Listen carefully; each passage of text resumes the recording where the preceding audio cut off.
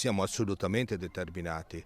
Se il Comune vorrà imporci questa cosa contro la nostra volontà, contro i nostri desideri, ci incateneremo ai macchinari, faremo tutto quello che potremo fare per impedire questo scempio del verde. I residenti del quartiere Parco Città sono pronti a sostenere la battaglia contro la volontà dell'amministrazione comunale che intende realizzare una nuova scuola nell'unica area verde rimasta nella zona.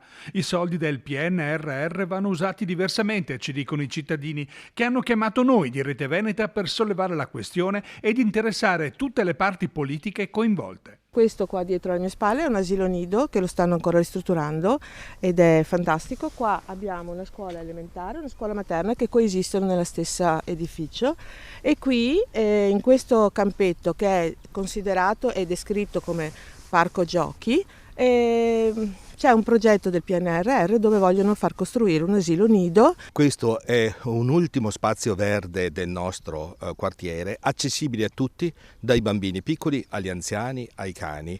Ci sono 2 porte da calcio, una rete di pallavolo, tutti si trovano a giocare e a godere del fresco d'estate. Noi non siamo contro la costruzione dell'asilo nido, appunto noi favoriamo l'area verde, ma dobbiamo anche tenere presente che la denatalità è un fattore proprio primario, c'è un problema grosso di tante città e andiamo a chiudere le scuole perché non ci sono bambini.